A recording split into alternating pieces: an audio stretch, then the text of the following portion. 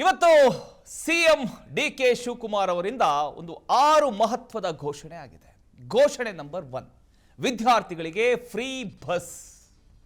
ಘೋಷಣೆ ನಂಬರ್ 2 ಖಾಲಿ ಹುದ್ದೆಗಳ ನೇಮಕಾತಿ. ಸಿಎಂ ಡಿ.ಕೆ. ಶಿವಕುಮಾರ್ ಅವರು ಘೋಷಣೆ ಮಾಡಿರತಕ್ಕಂಥ ವಿಚಾರಗಳು ಇವು. ಖಾಲಿ ಹುದ್ದೆಗಳ ನೇಮಕಾತಿ, ಭಾರತ್ ಜೋಡೋ ಯುವಕರ ಸಂಘ ಸ್ಥಾಪನೆ.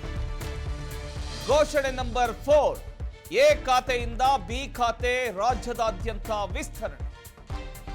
ಘೋಷಣೆ ನಂಬರ್ 5 ಬೆಂಗಳೂರು ರಸ್ತೆಗಳ ಅಭಿವೃದ್ಧಿಗೆ 2,000 ಕೋಟಿ. ಘೋಷಣೆ ನಂಬರ್ 6 3 ಅಂತಸ್ತಿನ ಮನೆಗಳಿಗೆ ಓಸಿ ವಿನಾಯಿತಿ. ಪ್ರಮಾಣ ವಚನ ಮುಗಿದ ತಕ್ಷಣ ನೇರವಾಗಿ ವಿಧಾನಸೌಧಕ್ಕೆ ತೆರಳಿದ ಡಿಕೆಶಿ ಮೊದಲ ಸಚಿವ ಸಂಪುಟ ಸಭೆ ನಡೆಸಿದ್ರು. ಇಲ್ಲೇ ಕೆಲವು ಐತಿಹಾಸಿಕ ನಿರ್ಧಾರಗಳು ಕೈಗೊಳ್ಳಲಾಯಿತು. ಮೊದಲ ನಿರ್ಧಾರವೇ ವಿದ್ಯಾರ್ಥಿಗಳಿಗಾಗಿ. ರಾಜ್ಯದ ಎಲ್ಲ ಅರ್ಹ ವಿದ್ಯಾರ್ಥಿಗಳಿಗೆ ಉಚಿತ ಬಸ್ ಪಾಸ್ ನೀಡತಕ್ಕಂಥ ಯೋಜನೆ ಘೋಷಿಸಲಾಯಿತು. ಶಿಕ್ಷಣ ವೆಚ್ಚ ಕಡಿಮೆ ಮಾಡತಕ್ಕಂಥದ್ದು, ಗ್ರಾಮೀಣ ವಿದ್ಯಾರ್ಥಿಗಳಿಗೆ ಅನುಕೂಲ, ಶಾಲೆ ಮತ್ತು ಕಾಲೇಜು ತೋರಿತಕ್ಕಂಥ ಪ್ರಮಾಣ ಕಡಿಮೆ ಮಾಡುವ ಉದ್ದೇಶದಿಂದ ಈ ಒಂದು ಘೋಷಣೆಯನ್ನ ಮಾಡಿದ್ದಾರೆ ಸಿಎಂ ಡಿ.ಕೆ. ಶಿವಕುಮಾರ್. ಎಲ್ಲ ವಿದ್ಯಾರ್ಥಿಗಳು ಯಾರೇ ಆಗಿರಲಿ ವಿದ್ಯಾರ್ಥಿಗಳು, ಸೊ ಕಾಲೇಜ್ವರೆಗೂ ಕೂಡ ಯಾರು ವಿದ್ಯಾರ್ಥಿ, ಕಾಲೇಜ್ ಇರ್ಬೋದು, PG ಇರ್ಬೋದು, PUC ಇರ್ಬೋದು, SSLC ಇರ್ಬೋದು, ಎಲ್ಲ ಪಾಸ್ಗಳನ್ನು ಏನು ನಾವು ಕೊಡ್ತಾ ಇದ್ದೇವೆ ಅದಕ್ಕೆ ಯಾರಿಗೂ ಕೂಡ ಚಾರ್ಜ್ ಮಾಡದೆ ಫ್ರೀಯಾಗಿ ವಿದ್ಯಾರ್ಥಿಗಳಿಗೆ ಫ್ರೀ ಬಸ್ ಪಾಸನ್ನು ಕೊಡ್ತೇವೆ. ಬಟ್ ಅವರು ಅರ್ಜಿಯನ್ನು ಸಲ್ಲಿಸಬೇಕಾಗ್ತದೆ. ಯಾಕೆಂದರೆ ಯಾರು ವಿದ್ಯಾರ್ಥಿಗಳನ್ನು ನಂಬಬೇಕಾಗ್ತದಲ್ಲ, ಸೊ ಅದಕ್ಕೆ ಐಡೆಂಟಿಫಿಕೇಶನ್ ಬೇಕಾಗ್ತದೆ. ಸೊ ಅದಕ್ಕೆ ನಮ್ಮ ಟ್ರಾನ್ಸ್ಪೋರ್ಟ್ ಡಿಪಾರ್ಟ್ಮೆಂಟ್ ಅವ್ರ ಹತ್ರ ನಾವು ಮಾತಾಡಿ ಅದಕ್ಕೊಂದು ಫ್ರೀ ಬಸ್ಸಸ್ ಎಲ್ಲ ವಿದ್ಯಾರ್ಥಿಗಳಿಗೆ, ಸ್ಟೂಡೆಂಟ್ಸ್ ಯಾವುದೇ ಸ್ಟೂಡೆಂಟ್ಸ್ ಇರಲಿ ಅವ್ರಿಗೆ ಕೊಡಬೇಕು ಅಂತೇಳಿ is the first decision. But ನಾನು ಬರೀ IT-BT ವಿಚಾರ ನಾನು ಮಾತಾಡ್ತಾ ಇಲ್ಲ. ಇಲ್ಲಿ ಇವತ್ತು ನಾವು ಏನು ಯೋಚನೆ ಮಾಡಿದ್ದೇವೆ ಅಂತಂದ್ರೆ ಒಂದು ದೊಡ್ಡ ತೀರ್ಮಾನವನ್ನು ಮಾಡಿದ್ದೇವೆ. ಒಂದು ಪ್ರೈವೇಟ್, ನಮ್ಮ ಸರ್ಕಾರನೇ ಪ್ರೈವೇಟಲ್ಲಿ ಯಾರು ಇಲ್ಲಿ ಉದ್ಯೋಗವನ್ನ ಹುಡುಕ್ತಾ ಇದ್ದಾರೆ ನಮ್ಮ ಯುವಕರಿಗೆ, ಅವ್ರಿಗೆ ಅನುಕೂಲ ಆಗಬೇಕು. ಸೊ ಅದಕ್ಕೆ ಹಿಂದೆ ಎಲ್ಲ ಗೌರ್ಮೆಂಟಲ್ಲಿ ಒಂದು ಎಂಪ್ಲಾಯ್ಮೆಂಟ್ ಎಕ್ಸ್ಚೇಂಜ್ ಅಂತ ಇತ್ತು, ಮುಂದಕ್ಕೆ ಪ್ರೈವೇಟ್ ಎಂಪ್ಲಾಯ್ಮೆಂಟ್ ಎಕ್ಸ್ಚೇಂಜ್. ಸೊ ಯಾರೇ ಪ್ರೈವೇಟ್ ಉದ್ಯೋಗವನ್ನು ಪಡ್ಕೊಳ್ಬೇಕು, ಅವರು ಆಕರ್ಷಣೆ ಮಾಡಬೇಕು ಉದ್ಯೋಗಸ್ಥರನ್ನ ಅಂತ ಹೇಳಿ ಬಯಸ್ತಾರೆ.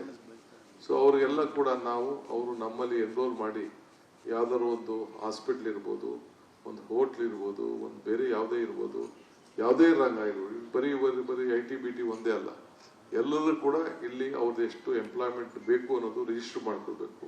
ವಿದ್ಯಾರ್ಥಿಗಳು ಮಾಡುವ ಒಂದು ಫೆಸಿಲಿಟಿ ಸೆಂಟರ್, ಅವ್ರಿಗೆ ಏನ್ ಬೇಕು, ಆ ಒಂದು ಕಂಪ್ನಿಗೆ, ಆ ಸಂಸ್ಥೆಗೆ ಯಾವ ರೀತಿ ಉದ್ಯೋಗ ಬೇಕು ಅನ್ನೋದನ್ನ ತಕ್ಕಂತೆ ಟ್ರೈನಿಂಗ್ ಕೂಡ ನಾವೇ ಮಾಡಿ, ನಾವೇ ಆ ಹುಡುಗರುಗಳನ್ನ ತಯಾರು ಮಾಡಿ ಅದಕ್ಕೆ ತಕ್ಕಂತ, ಈಗ ನಿಮ್ಮ ಮೀಡಿಯಾಗೆ ಯಾರಿಗಾರು ಬೇಕು ಅಂತಂದ್ರೆ ನಿಮ್ಮ ಮೀಡಿಯಾಗೆ ಯಾವ ರೀತಿ ಬೇಕು ಅನ್ನೋದನ್ನ, ನಿಮ್ಮ ಮೀಡಿಯಾಗೆ ಏನ್ ಬೇಕು ಅಂತೇಳಿ ಕೂಡ ಟ್ರೈನಿಂಗ್ ಮಾಡಿ ಅಲ್ಲಿಂದನೇ ಅವ್ರಿಗೆ ಆಯ್ಕೆ ಮಾಡಿಕೊಂಡು, ನಾವು will not force them, will learn free.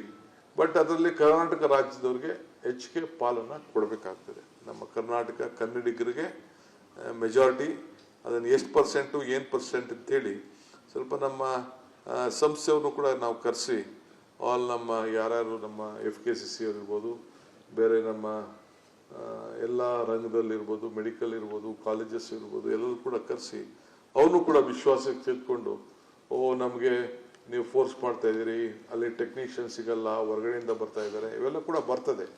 So ಅವನು ಕೂಡ ವಿಶ್ವಾಸಕ್ಕೆ ತೆಗೆದುಕೊಂಡು ನಾವು ಆ ಪರ್ಸೆಂಟೇಜ್ನ ನಾವು ಫಿಕ್ಸ್ ಮಾಡ್ತೇವೆ. But the government is committed. ಈ ರಾಜ್ಯದ ಜನತೆಯ, ನಮ್ಮ ಯುವಕರು, ವಿದ್ಯಾರ್ಥಿಗಳು, ನಿರುದ್ಯೋಗಿಗಳಿಗೆ ಈ ಉದ್ಯೋಗದ ಸಮಸ್ಯೆ ಬಗೆಹರಿಸಬೇಕು. ಇಲ್ಲೂ ಕೂಡ ಉತ್ತಮವಾದಂಥ ಯುವಕರು, ಯಾರಿಗೂ ಏನು ಕಡಿಮೆ ಏನಿಲ್ಲ, ಬೇಕಾದ್ರೆ ಯಾವ ಇಂಟರ್ನ್ಯಾಷನಲ್ ಮಾರ್ಕೆಟಲ್ಲೂ ಕೂಡ ಯಾವುದೇ ದೇಶಕ್ಕೂ ಕೂಡ ಬೇಕಾದ ಇಲ್ಲಿಂದ ಕೂಡ ಆಯ್ಕೆ ಮಾಡ್ಕೊಳ್ಳುವಂಥ ಒಂದು ಅವಕಾಶವನ್ನು ನಾವು ಅವ್ರಿಗೆ ಮಾಡಿಕೊಡ್ಬೇಕು ಅನ್ನೋದು ಇವತ್ತು ನಾವು ತೀರ್ಮಾನ ಮಾಡಿದ್ದೇವೆ. ಈಗ ಒಂದು 10,000 ಭಾರತ್ ಜೋಡೋ ಯುವಕ ಸಂಘಗಳನ್ನ ರಚನೆ ಮಾಡಬೇಕು ಅಂತೇಳಿ ತೀರ್ಮಾನವನ್ನು ಮಾಡಿದ್ದೇವೆ. ಪ್ರತಿ ಪಂಚಾಯತಿಗೂ ಒಂದೊಂದು ಯುವಕ ಸಂಘ. ಆ ಯುವಕ ಸಂಘದಲ್ಲಿ ಕನಿಷ್ಠ ಒಂದು 150ರಿಂದ 200 ಜನ ಇರ್ತಾರೆ. ಒಂದು ಪಂಚಾಯತಿ ಒಂದು ಸಂಘ. ಮಿಕ್ಕಿದ್ದು ಅರ್ಬನ್ನಲ್ಲಿ ಸುಮಾರು 6,000 ಪಂಚಾಯತಿ ಇದೆ. ಒಂದು 4,000 ಅರ್ಬನ್ಗಳಲ್ಲಿ ವಾರ್ಡ್ಗಳಲ್ಲಿ ಇದನ್ನ ಸಂಘ. ಇದು ಸ್ಪೋರ್ಟ್ಸ್ಗೆ, ಕಲ್ಚರಲ್ಗೆ ಮತ್ತು ಅವ್ರದ್ದೇನೇ ಆದಂತಹ ನಾಟಕಗಳಿರ್ಬೋದು, ಸಾಂಸ್ಕೃತಿಕಗಳಿರ್ಬೋದು, ಅವರ ನಾಯಕತ್ವವನ್ನು ಬೆಳೆಸ್ಕೊಳ್ಳಿಕ್ಕೆ ಮತ್ತು ಒಂದು ಕ್ರೀಡಾ ಮನೋಭಾವವನ್ನು ಇಟ್ಕೊಂಡು ಮತ್ತು ಎಲ್ಲ ಈಗ ನಮ್ಮ ಸೋಷಿಯಲ್ ಹಾರ್ಮನಿ ಇದನ್ನ ಅದಕ್ಕೋಸ್ಕರ ಭಾರತ್ ಜೋಡೋ ಯುವಕ ಸಂಘ ಅಂತ ಹೇಳಿ ಈ ಪ್ರಾರಂಭ ಮಾಡಬೇಕು ಅಂತ ಹೇಳಿ ಮಾಡಿದ್ದೇವೆ. ಸೊ ಆ ಒಂದು ಸಂಘಕ್ಕೆ ಸರ್ಕಾರ 10 ಲಕ್ಷ ರೂಪಾಯಿ ಕೊಡ್ತದೆ. ಆ 10 ಲಕ್ಷದಲ್ಲಿ ಅದನ್ನ ಯಾವ ರೀತಿ ನಡೆಸಬೇಕು, ಎಲ್ಲಿ ನಡೀತದೆ ಅಂತ ಹೇಳಿ ಅದಕ್ಕೆ ಎಲ್ಲ ಆ ಜಾಗಗಳೆಲ್ಲ ನಾವೆಲ್ಲ ಈಗ ನಮ್ಮ ತಲೆಯಲ್ಲೆಲ್ಲ ಇದೆ. ಅದು ಹಿಂದೆ ಎಲ್ಲ ನಾನು ಡಿಕ್ಲೇರ್ ಮಾಡಿದ್ದೆ ಅದನ್ನ. ಸೊ ಅದಕ್ಕೆ ಒಂದು ಇಟ್ ವಿಲ್ ಬಿ ಪ್ಯೂರ್ಲಿ ಸರ್ಕಾರ ಹಣ ಕೊಡ್ತದೆ. ಸೊ ಯೂತ್ ಕ್ಲಬ್ಸು ನಡೀತದೆ. ಸೊ ಅವರೆಲ್ಲ ಸಂಘಟನೆ ಆಗಿ ಅವರು ಆದಷ್ಟು ಬೇರೆ ಬೇರೆ ಚಟುವಟಿಕೆಗಳಿಗೆಲ್ಲ ಸ್ವಲ್ಪ ಹೋಗದೆ, ಸೊ ಈ ಆಟ ಪಾಠಗಳು ಮತ್ತು ನಮ್ಮ ಕಲ್ಚರ್ ಏನಿದೆ, ನಮ್ಮ ಇತಿಹಾಸ ಏನಿದೆ, ಅವೆಲ್ಲ ಕೂಡ ಅವರ ಹತ್ರಲ್ಲಿ ತೊಡಗಿಸ್ಕೊಳ್ಳಿ ಅನ್ನೋ ದೃಷ್ಟಿಯಿಂದ ಅವರ ನಾಯಕತ್ವವನ್ನು ಬೆಳೆಸ್ಕೊಳ್ಳಿ ಮತ್ತು ವಿಶೇಷವಾಗಿ ಅವರ ಏನು ಒಂದು ಗುಣಗಳಿದೆ, ಯಾವುದೇ ಕಲೆ ಇರ್ಬೋದು, ಎಲ್ಲದರಲ್ಲೂ ಕೂಡ ಅವರಿಗೆ ಒಂದು ಅವಕಾಶವನ್ನು ಮಾಡಿಕೊಡ್ಬೇಕು ಅನ್ನೋ ದೃಷ್ಟಿಯಿಂದ ಈ ರೀತಿ ಅವರ ಪ್ರತಿಭೆಗಳನ್ನು ಗುರುಸೋಂಥ ಅವಕಾಶ ಕೂಡ ಆಗಲಿ ಅನ್ನೋ ದೃಷ್ಟಿಯಿಂದ ಈ ಭಾರತ್ ಜೋಡೋ ಯುವಕ ಸಂಘ 10,000 ಸಂಘಗಳನ್ನ ರಚನೆ ಮಾಡಲಿಕ್ಕೆ ತೀರ್ಮಾನವನ್ನು ಮಾಡಿದ್ದೇವೆ.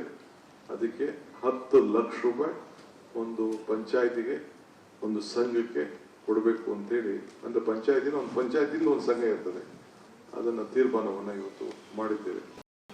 ಇದಲ್ಲದೆ B2 ಏಕಾತ ಅದು ಒಂದು ದೊಡ್ಡ ಸಮಸ್ಯೆ. ಬೆಂಗಳೂರು ನಗರದಲ್ಲಿ ಒಂದು ದೊಡ್ಡ ಆಂದೋಲನ ನಡೆಸ್ತಾ ಇದ್ದೀನಿ. ಇನ್ನ ಇದೇ ಟೈಮು. ಇದು ಇಡೀ ರಾಜ್ಯಕ್ಕೆ ವಿಸ್ತರಿಸಬೇಕು ಅಂತ ತೀರ್ಮಾನ ಮಾಡಿದ್ದೇವೆ. ಪಂಚಾಯತಿ ಇರ್ಬೋದು, ಮುನ್ಸಿಪಾಲಿಟಿ ಇರ್ಬೋದು, ಕಾರ್ಪೊರೇಷನ್ ಇರ್ಬೋದು, ಇಡೀ ರಾಜ್ಯಕ್ಕೆ.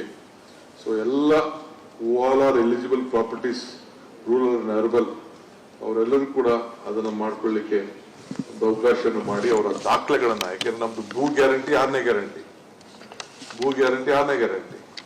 ಸೊ ಅದಕ್ಕೆ ಗ್ಯಾರಂಟಿನ ನಾವು ಅವ್ರ ಆಸ್ತಿಗಳು ಪಾಪ ಅವರೇ ಕಟ್ಕೊಂಡಿದ್ದಾರೆ, ನಮ್ದೆಲ್ಲ ಆಸ್ತಿ ಅವ್ರದ್ದು ದುಡ್ಡು ಕೊಟ್ಟಿರೋದು. ಅದಕ್ಕೆ ನಾವು ಸರಿಯಾದ ರೀತಿ ದಾಖಲೆ ಮಾಡಿಕೊಟ್ಟು ಅವರ ಮುಂದಿನ ಪೀಳಿಗೆಗೆ ಒಂದು ಬ್ಯಾಂಕ್ ಲೋನ್ ತೆಗೆದುಕೊಳ್ಳಿಕ್ಕೆ, ಮತ್ತೊಂದಕ್ಕೆ ಅವ್ರ ಮಕ್ಕಳಿಗೆ ಹಂಚಲಿಕ್ಕೆ, ಇನ್ನೊಂದಕ್ಕೆ ಏನೇ ಆಗಲಿ ಮಾಡಲಿಕ್ಕೆ ಅದಾಗಬೇಕು ಅಂತ ಹೇಳಿ ತೀರ್ಮಾನವನ್ನು ಮಾಡಿ